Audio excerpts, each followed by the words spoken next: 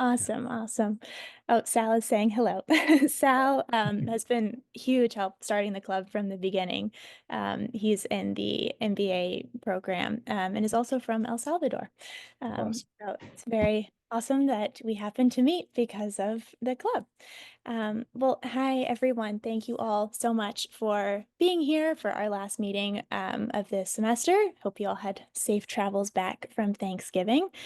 Today, as you can see, we're very fortunate to be joined by Jeff Booth, who has really been a huge North Star in my Bitcoin journey over the past years and is truly, I think, one of the most thoughtful voices in the space. And I'm often asking myself, what would Jeff do when I have a dilemma? But Jeff has had a long career in technology more broadly, been featured in Forbes, TechCrunch, Time, Wall Street Journal.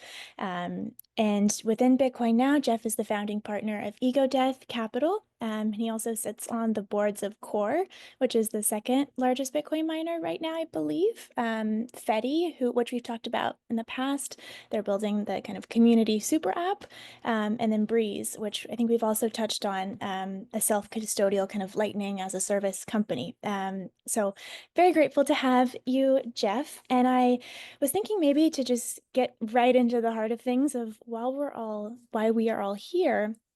I was hoping you could maybe share, and I know you have a good perspective on orange pilling and how it's kind of a more ego-centered term. So not from that, but what we could maybe do to help attract more young talent to Bitcoin, to Nostr, these open source protocols, more broadly, really why it matters and what are some compelling reasons to kind of give it a second look when you're maybe just seeing the traditional paths you could go. What is some reasons to maybe pursue an interest in Bitcoin and maybe a career in the space as well?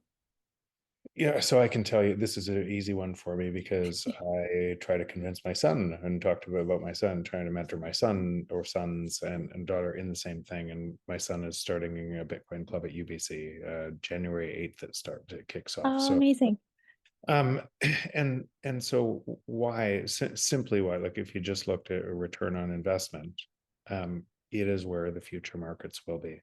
This is a discovery that's bigger than the internet itself. It's the first time we've ever had decentralized and secure money, and it's a base layer of a protocol that's emerging. um, that insight, if you understand how protocols emerge, is not a technology where there's another competing technology. It's a winner take all, and it comes in layers. And why it also makes sense that a whole bunch of people don't know that is if you first saw that and you thought it was a technology, you would think, okay, I'm going to build a faster technology or something that's centralized. You probably talked a lot about this, and that would conflate blockchain versus Bitcoin. It would confuse a whole bunch of people in that whole space as they chased all of these dreams that were going to fail in time. And the protocol kind of ended up being a winner take all. But it would also mean that for a long time, you couldn't build on top of Bitcoin. There was no opportunity. It was just you could hold it. So then as market forces drive, and then you have a whole bunch of your friends or other people saying, I got rich in Ethereum and build onto my thing, right? It would just create this money trap that a whole bunch of people would think that was the market because they didn't see this. So we're we're about where we should be in this. Like a transition like this is just normal, but in something that would be as big as this. But it's also why, if you're early and you understand it, you have just a totally different uh, opportunity than most people see. And that is also the thing that creates this. I want orange pill. I want to tell everyone, and they need to listen right now because you've seen something that the world hasn't seen yet. And if you're right, everything moves there. And so a lot of that also, you want to make sure you're right. You at audit, you're constantly looking for flaws in your thinking, but now you can start to build on top of it. So that is where, um, quite simply, if I you know the book I wrote, right? So if the natural state of the free market is deflation, and you had something like Bitcoin bounded by energy that resolved the paradox, right? What you could derive a couple of statements from what I just said. We've never lived in a global free market. We've always lived in an extractive system, and most people are measuring Bitcoin from the extractive system.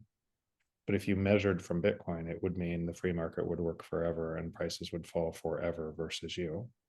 If you measured from fiat, it would get worse and worse and worse.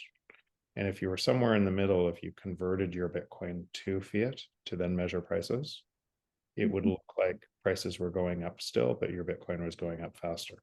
So it's an observer problem rather than Bitcoin problem or anything. Bitcoin is imposing the free market, the global free market, on 8 billion people.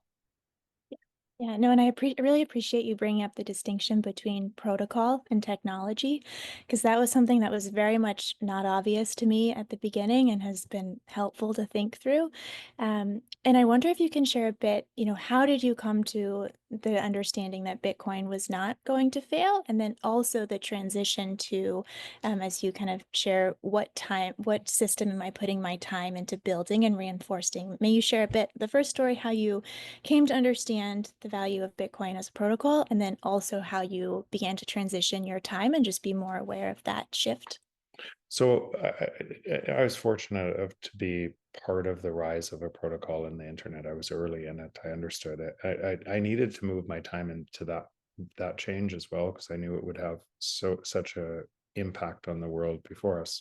So I already saw it once, and you could say most people don't see it, right, in their lifetime, or so I saw. I remember conversations with everyone around me at that time when I was leaving this high paying role to move to create a company on the internet. People thought I was crazy, right? Completely, because you were early. It was still in dial up modem days, right? But you could see what would happen. And so protocols come in layers, and they do very narrow something at each layer, because by expanding too much on the layer, you risk the whole protocol, it fails. So they harden, they get harder and harder. So Bitcoin is, most people, or even not most people, a very few, a very small percentage of people even today are starting to see Bitcoin as the base layer and the store of value component. And then 5 years ago, approximately, Lightning gets invented, and then the same thing happens on the second layer. Lightning and Liquid turns into a transactional layer, and early on, you had 70-80% payment failures, and it hardens, and it gets in. Entrepreneurs build, and open source developers build, and they remove what starts out as a hobbyist network, as an idea, hardens, and it gets better and better and better. And today's the payment success is about 95%. So only 5% failure, and it's getting better and better. And so payments is one of those things that, well, it's 60% failure. Everyone says Lightning fails, right?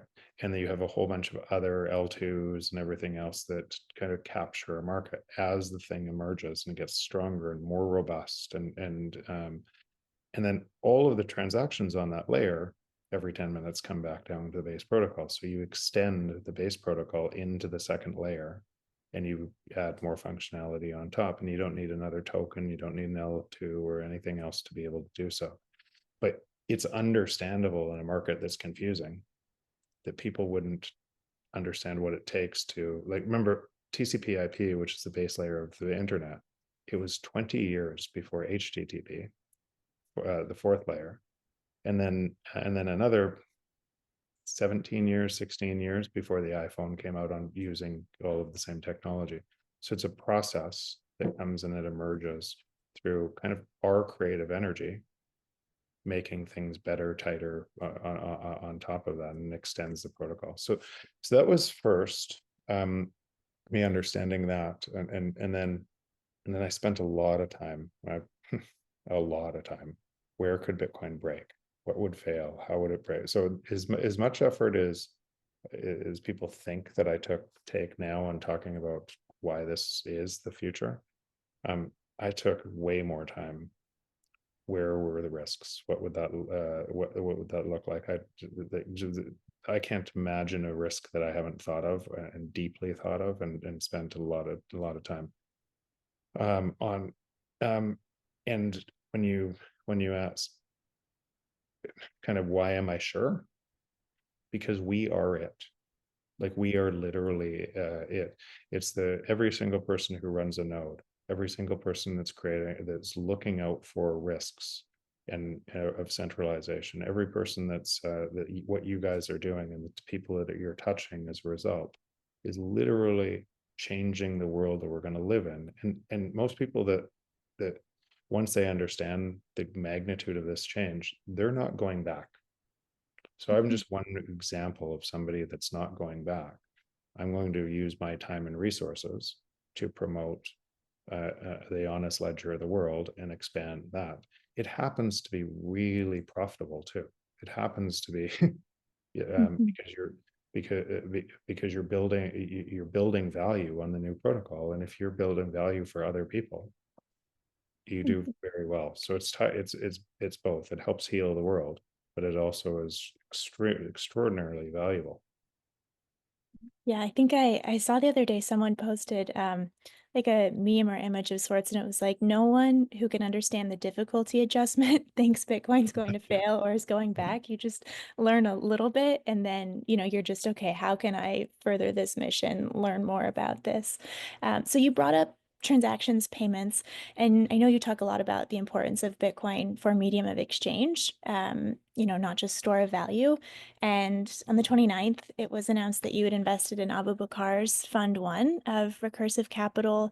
You also do a lot of work in Madeira, with growing Bitcoin adoption there. Could you speak a bit to the, importance of Bitcoin as medium of exchange and some of your involvements in, really helping to support those developments as well? Yeah, and let's say it's not just my involvement. There's so many. So let's go back. Bitcoin wouldn't exist with all the cypherpunks that made all the mistakes too, and all the things that didn't work. So 20 years before Bitcoin existed, all of the people that like deep understanding of why this had to be free tried a whole bunch of things, and all those failures resulted in somebody, Satoshi group people, seeing difficulty adjustment, a couple other things to be able to put together Bitcoin. We celebrate Satoshi, but we don't celebrate all the other failures along the way. And that's how things work. And so when people say me, I just think about all of the other people in this space that are driving what we're talking about. And there's if you think about how many cypherpunks there were, let's call it 30, 40 years ago, to how many people understand this now, like deeply understand this, that that are pushing this forward and constantly amplifying and okay, what's right, pushing it forward. That's what gives me peace. That yes, there's a giant funnel of a whole bunch of Mhm. people who haven't started their journey yet, or at level one and still think of it only as a store of value, and will trade that for a piece of paper later on. Lots of people going to get wrecked along this journey, but every time you're coming down, you're bringing more people down to kind of the base real understanding of what this is. Why does it need to be a medium of exchange?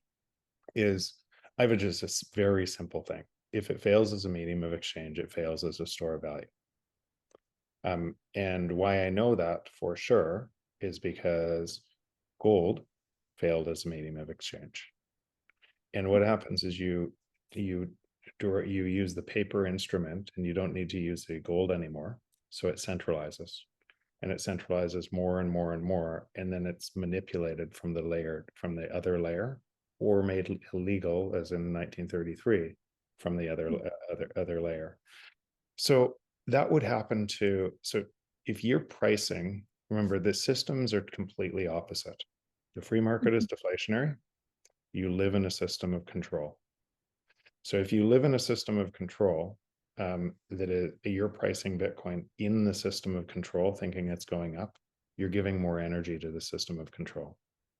Mhm. And so, and that human nature is such a big driver that most people will do it. They will trust the ETFs, they'll trust MicroStrategy, they'll do it. I'm not saying these are bad, right? Or Mhm. in one sense, it's a broader awareness of the medium of exchange. But if people stayed there and they trusted the derivative instrument on top of the centralized, and they didn't care about the nodes, they didn't care, they didn't care about self custody, they didn't care, which would be normal. Mhm. And you could see this being attacked later on from layer two. So to bring to bring prosperity and abundance to 8 billion people on the planet, it needs to be used as a medium of exchange. Unfortunately, it is right now through Lightning, Fedi, a whole bunch of other things. These are the layers that allow it to be. Mhm. Yes, and you just mentioned abundance. The abundance mindset versus a scarcity mindset is one that I've appreciated. Is there I don't know if it's fair to call that a perspective shift or a framework, but is there, um, something that has been really helpful to you as you've navigated Bitcoin, some mindset shift that it kind of clicked and then that was really helpful? Or is it kind of a handful of them? Handful of them. So a lot of this was mindset before Bitcoin, right? Okay. In relationships and how I thought but Bitcoin, what I couldn't see, the mindset shift was, I didn't actually realize I lived in a system of extraction, Mhm. and the better I did in that system of extraction meant I extracted from more people. Mhm. And that was really hard. If you want a mind shift, that was one of those, wow, right? What would a system of cooperation look like? Um, and and okay, I'm just going to do that. Mhm.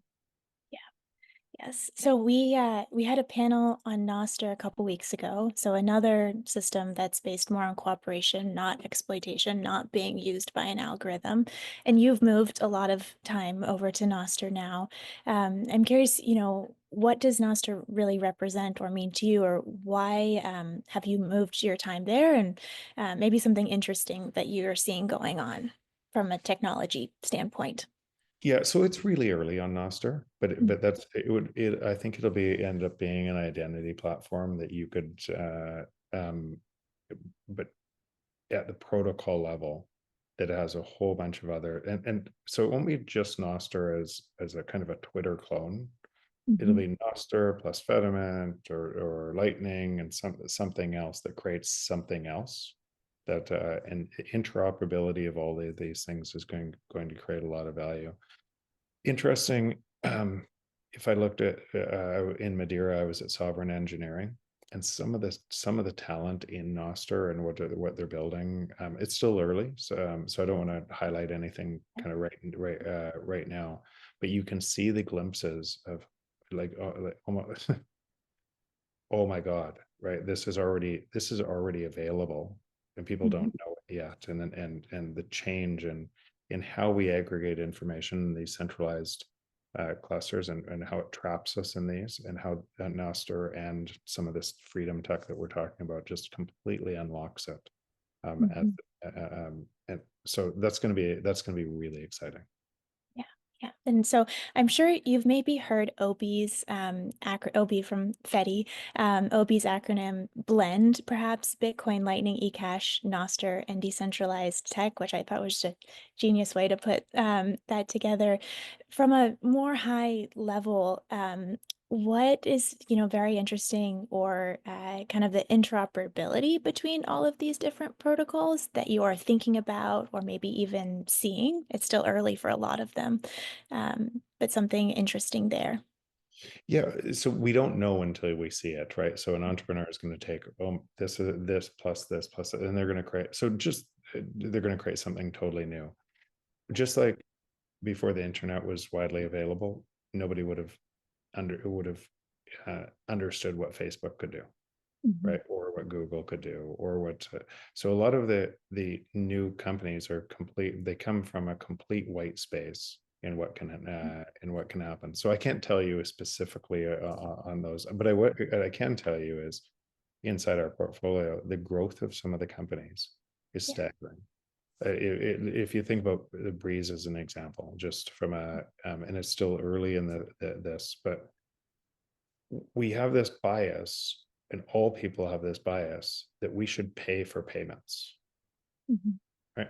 And we pay in developed parts of the world, we pay between 2.5% and 3% for payments just to take somebody's payment. And it's underneath that the money is manipulated. So the tax on productivity is staggering. Mhm. Um, and everybody, yeah, let's just pay. Every single developer just drops in Stripe or something else because they want to they want to pay for payments.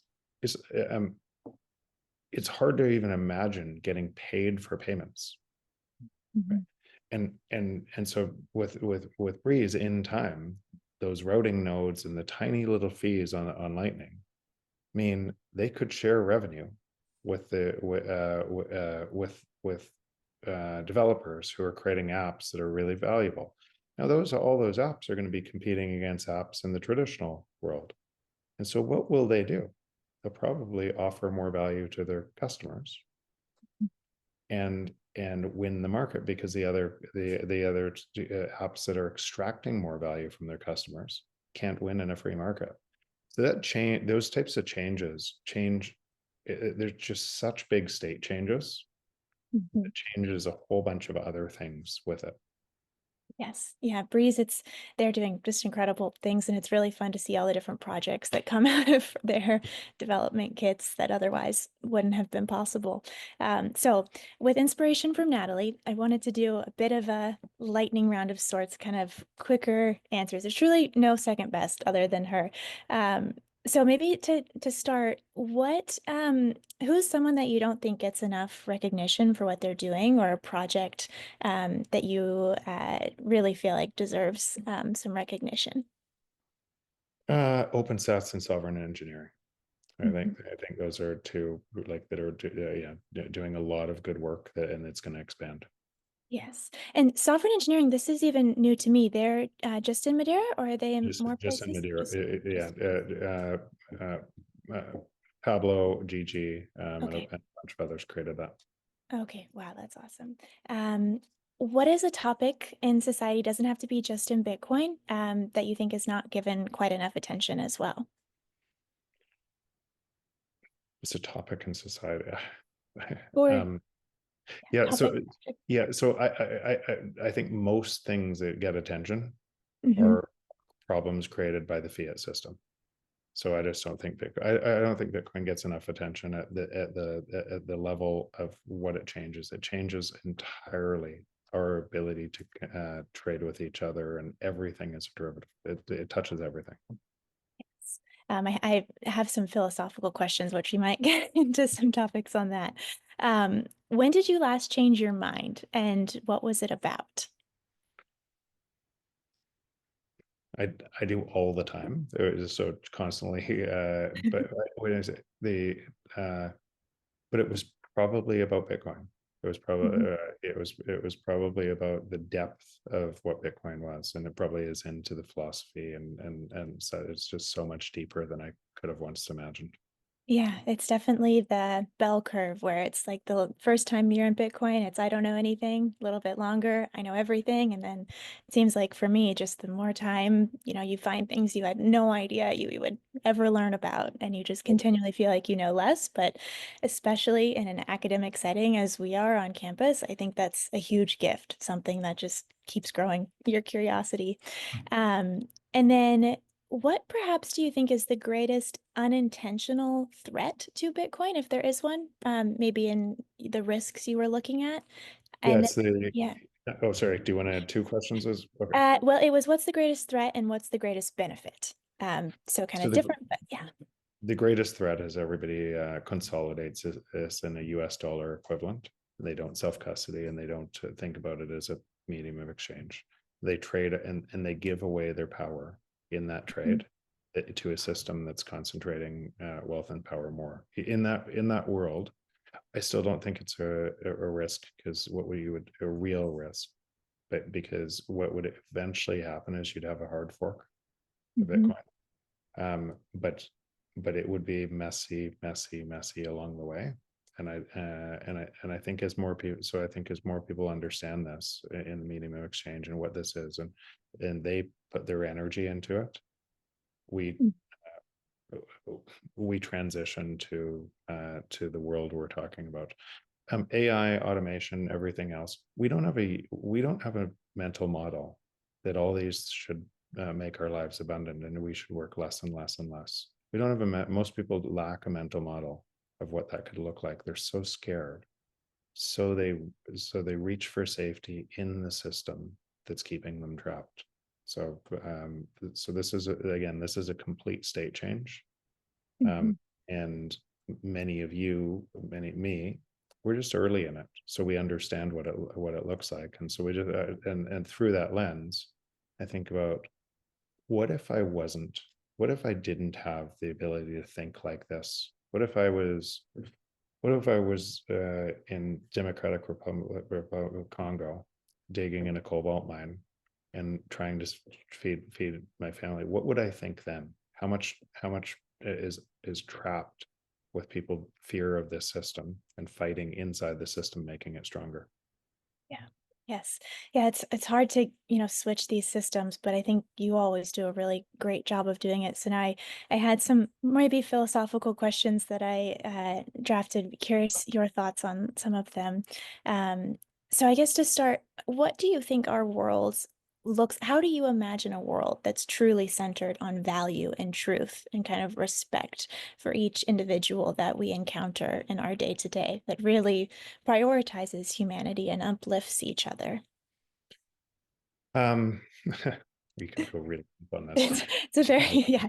So no, it's actually how I see the world, anyways. It's actually how it's.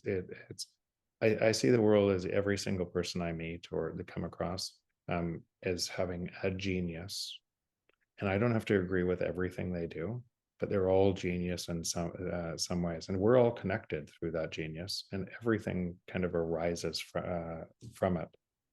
So if you connected this base layer and we were operating on a system of truth, it's simply imagine what the world would look like if it was based on a lie. And that lie had to grow bigger over time, and everybody inside that was losing, but they thought they were winning because they were relatively winning against somebody else. What would that world look like? And then just imagine a world that was based on truth, and every single action on top of that network made every action for everyone better.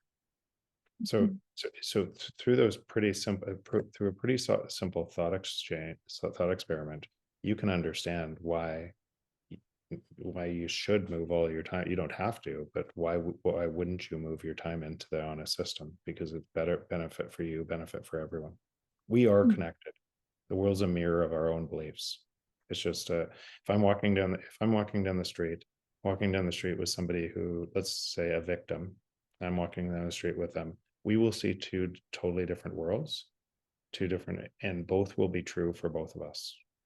Just Mhm. like in this example, if I'm measuring Bitcoin from Bitcoin, the energy-based decentralized and secure protocol, all prices are falling. The competitive pressure with everybody is driving cooperation, and everybody is benefiting. That is my worldview, and it gets better and better. You meet people at conferences. You meet people. The basis of our relationship is this thing we're talking about, and it becomes a deep relationship because that's how we're supposed to be.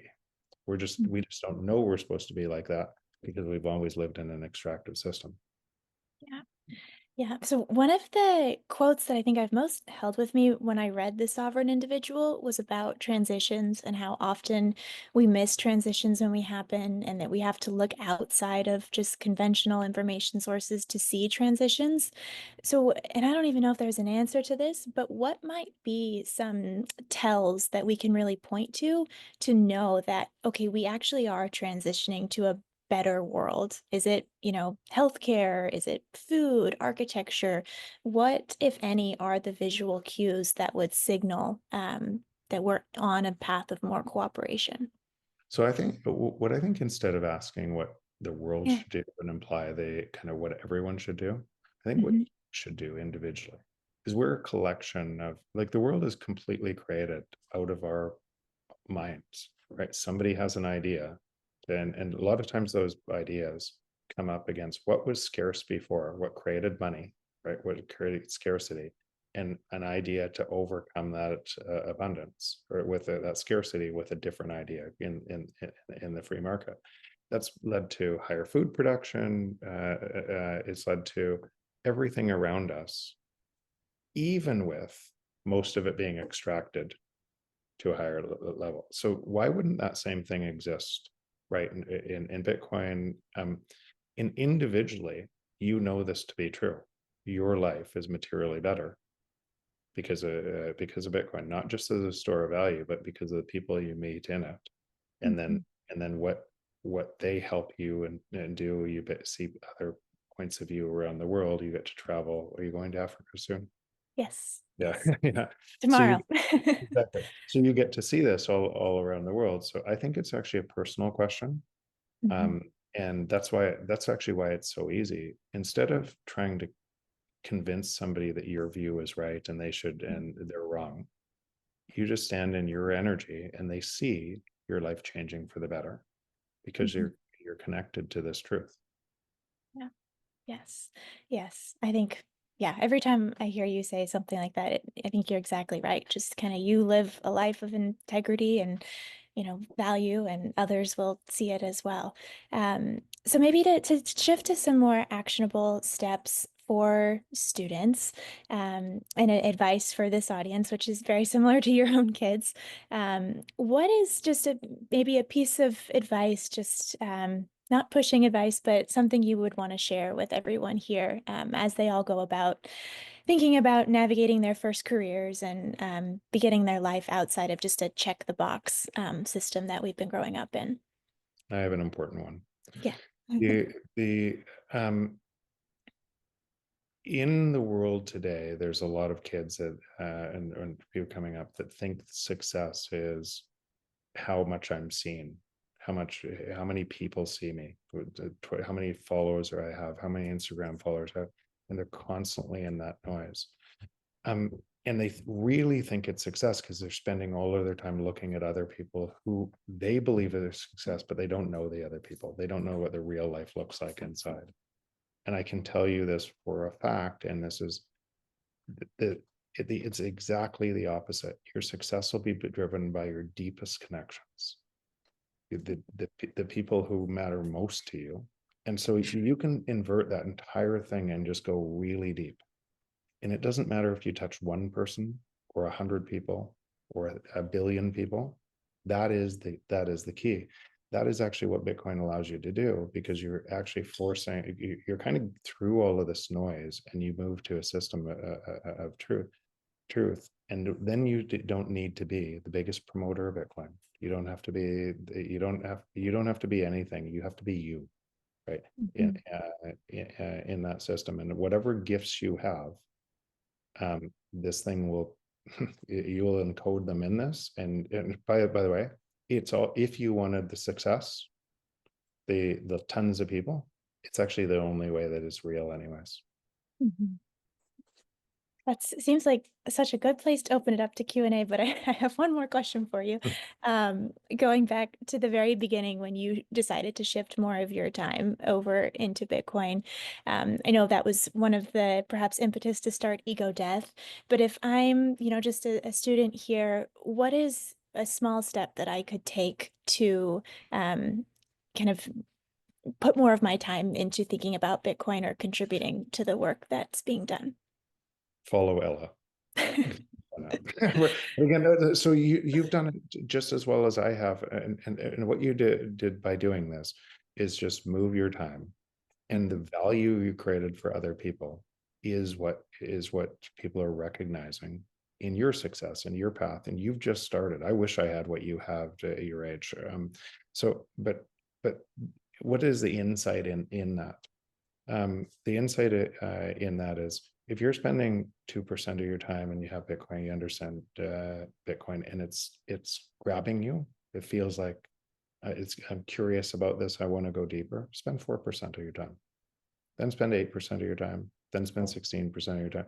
And you'll find, I think you'll find, just like Ella found, just like I found, just like everyone I know who finds us, as you go deeper in this and you get more time to it, it's a mirror. Your life will just get better and better and better.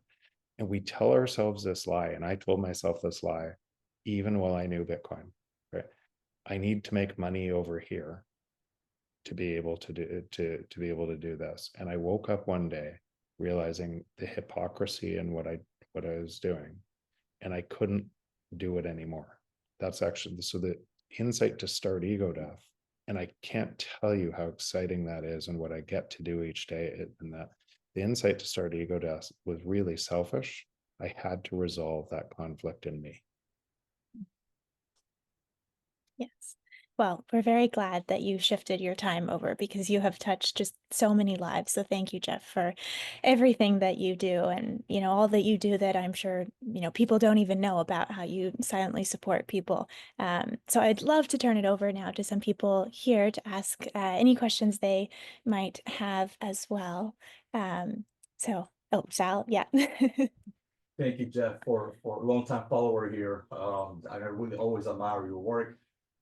Quick question. I would love to get your perspective on, being in the undergrad and graduate ecosystem. There's a lot of focus on job stability, signals that the market sends. Everybody wants to work in the next big tech thing, banking thing, consulting thing.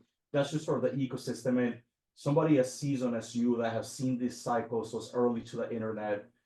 I would love to get your perspective on what advice do you have, or what insights can you share as we now have some institutions that some folks in this ecosystem of school respect, like BlackRock, Fidelity, like those are specific institutions that folks in this ecosystem respect.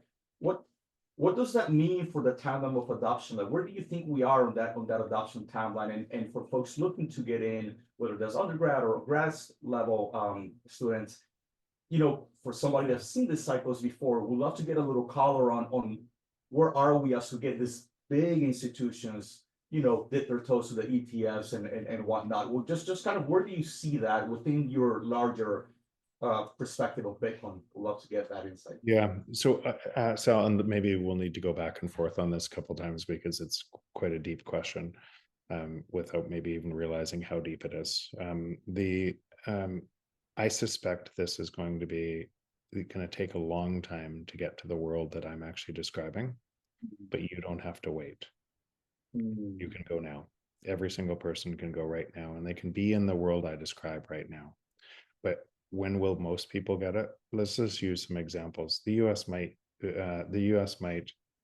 collect a bunch of Bitcoin in the balance sheet, and if they did that, or in there to back the US dollar, and if they bought a million Bitcoin, well, MicroStrategy is buying, and Microsoft is buying, and just what that signal would say to every other company and every other nation who would have to go really fast competing with that million coins that drive it fast. But if they got there, they could retire the debt, right?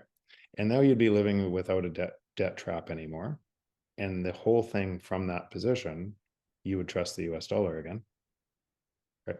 And you would likely stay in that position while it was stealing a little bit from you all the time, right? Now, the other side of that example is technology is moving faster and faster and faster. So the prices should be coming down faster and faster and faster. But if you now just think about human nature in what I just described and what people are likely going to do, they would likely, again, miss the risk of the centralization and be centralized along with it. And so, and it would appear to them for a while, and Bitcoin would go to a big price, and then it would stay there for long, and then they would appear that it would in that scenario that everything was fixed. They'd go back to using a fiat instrument because they're used to it, but that's an extractive system. So, and that's just one.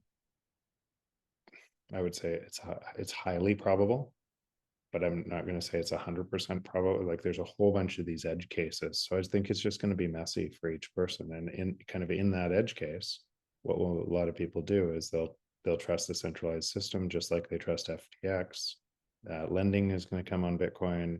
You're going to have people taking the wrong bet, getting liquidated like crazy, because it's it's imposing a different set of rules, and most people don't understand that the rules it's imposing, it's literally inverse from the system we've lived in for 5,000 years. Thank you. So, Super enlightening as always. Thank you, Jeff. Appreciate you that. bet. Let's see, do we have any more questions? Yeah, Dylan. Yeah. Hi, Jeff. This is Dylan. So my question is a little bit more broad, right? But I think it's still a very meaningful question. And I was just wondering what you thought about. So obviously, each one of us, life can be hard, right? We face challenges no matter what it is, right? I'm currently in a stage where I'm facing a lot of difficulty, right? Life is hard, right?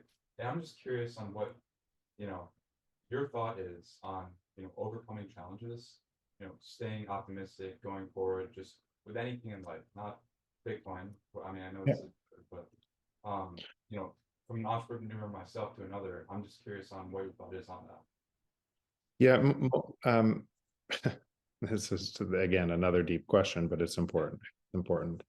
Virtually all of the things that we go through, right? Our thoughts, our words, our actions come from others before us, and they're connected to us. So whether it's our family in our upbringing, whether our parents were divorced, or something we, the broader we, the society norms and everything else, but we just don't question very often. I can tell you from me questioning them, most of the things that I at one time thought were hard were actually self-imposed limitations for myself. And I didn't realize that for a long time. I wanted to take the credit for all of the really good things in my life and tell everybody all the really good things. And then anything that was bad, I wanted to blame somebody else. And so I used anytime I wanted to blame as an insight to see the thing in me, because it was probably me, because I choose all my time. I choose every single thing I get to do. So it had to be me, whether I was choosing the wrong people over and over again, or doing something wrong. And it wasn't choosing wrong people mostly. It was mostly me. But I didn't see that for a long time. And so that would be an insight that I say for entrepreneurs too, because having a big vision to be able to do something really big, you're signing up for changing the world. So, but if you're signing up for it, shouldn't you be celebrating it? Right. And so, because you could choose anything you want at any time.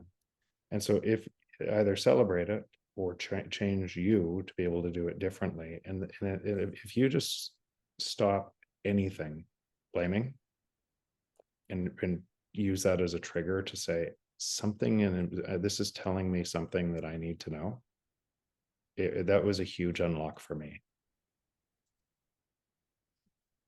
Thank you so much for that. You bet. Let's see, Kevin, would you, yeah, okay, perfect, you're there. Hey, Jeff, before I ask my question, I just want to say thank you. Your talk always resonate with me, especially the one in Madeira. So Thanks, Kevin. I think people can all agree on the type of deflation that is good for society, that is caused by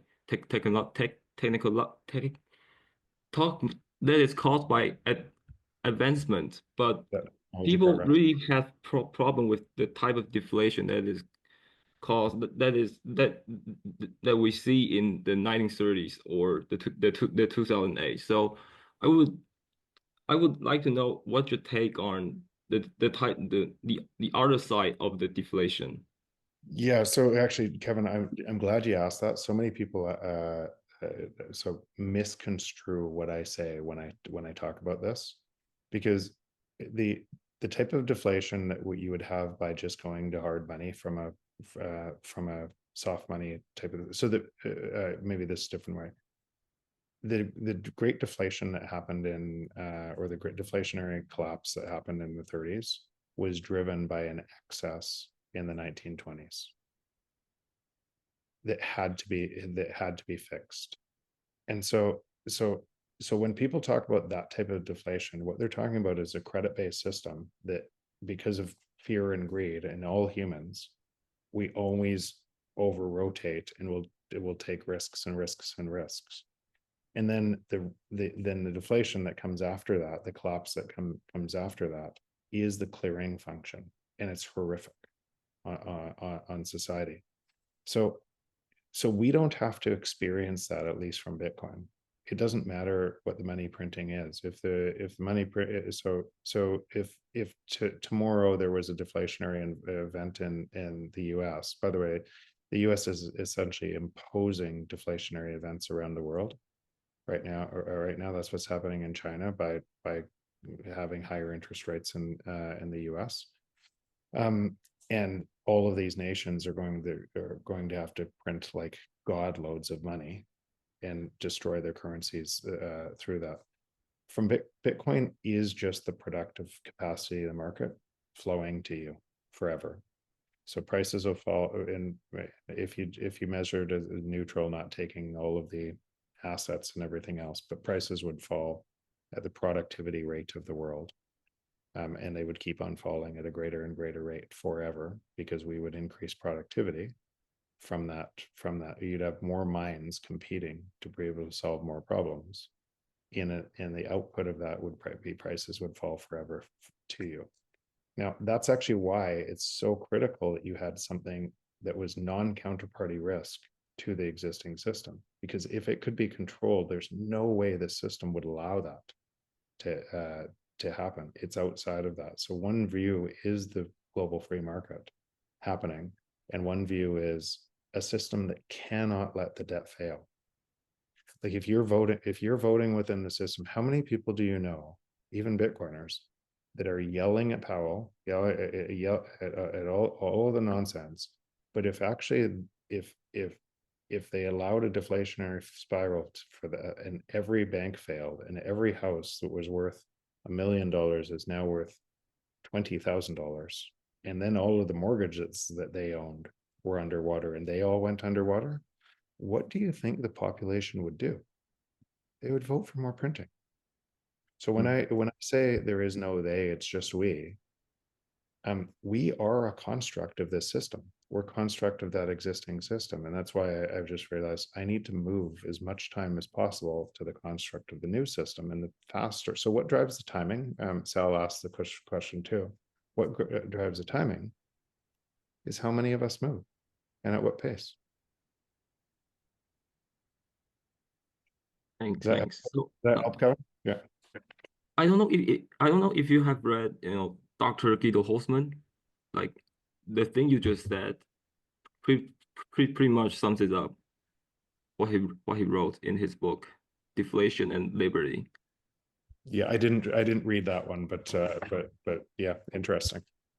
Thank you. Let's see, Bart, would you like me to read your question, or? I'll read it. So Bart said, "Thanks for being here this evening, Jeff. What does sovereignty mean to you?" Freedom to do the things I want to be, not be controlled. And when you see the existing system, you realize that everything is controlled. Right? It's a control. That's why it's actually really simple. If the free market is deflationary, if that's a natural state of the free market, it means we've never lived in one. And then what would people think? What would people write about? What would their mistakes be if they've never measured one, but they think they have?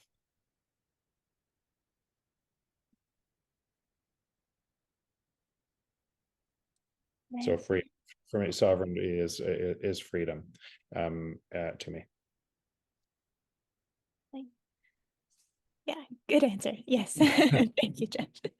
Let's see, Naya, you had a... Yes, hi, Jeff. Thank you very much for sharing your opinion and your point on this heavy topic. I had one question regarding the fact that Bitcoin is open source, meaning everyone can know what's my net worth. My question is, what's your opinion on this? And do you think it's really possible to be free where everyone has access to my ownings, especially the government? If tomorrow the government knows how much I own, will it be possible for the government to like collect taxes that I'm not willing to pay, or to force me to do things? This is such a good question, but and again, like normal, I'm going to be given a nuanced answer, but I hope it will answer specifically what you're asking.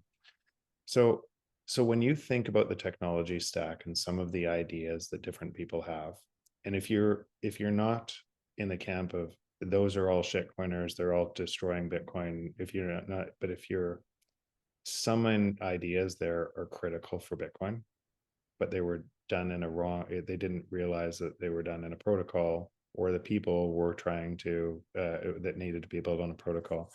Some of the things you just described, privacy is critical. So if you just had an open ledger, then or even just think Bitcoin without layer 2 and payments, if you just where it looked like it would be in 2017, 2016, right? Then some of the people saying we need is payments were actually right, because otherwise it would be consolidated. They were just wrong in the way to do it. Similarly, some of the kind of privacy coins that you had to have privacy were right. They were just wrong in the way to do it, to be able to build on top of the decentralized secure protocol. And so today, privacy exists in Fedi, and it's already built. It cannot be stopped right now. So you could have complete privacy anonymity in Fedi. You could buy Bitcoin, you could move it through Lightning to Fedi. Outside of Fedi, it would almost act like a rinser if you wanted to, because it's going through the. I'm not saying to use it like that, but I'm saying to be able to ensure that that was so critical, because it's being used in places where like if people found you, you'd be dead. Right, you're living in dictatorship, people of dictatorships, and it was so critical. It's such critical infrastructure that needed exactly what you just described, that Bitcoin, at least at the base layer, didn't allow. And so that's actually why and because of that need, it forces that opportunity in the free market for entrepreneurs to build that opportunity and bring that value to society. But this goes back to the protocol question, because people were trying to solve all these independent problems in kind of one size fits all, which wouldn't solve it either. So this gives what you're just asked for in layers, and so you could choose whatever level of anonymity that you want. Yes, Did yes. that answer it? Yeah, thank you very much. Thanks Okay. for. No, Jeff, thank you so much. So this is our last meeting of the semester, and thank you for really helping us close it out on such a message of hope and kind of empowerment. So thank you very much for being here. And I hope you have safe travels to Mina, and also congratulations on your son for starting a club of his own. Super exciting. Thank you, and thanks guys. Yes, yes. Well, have a great rest of your week, Jeff. Thank you so much. See ya. Thank you. Bye. And thanks everyone for joining. Always good to see you all.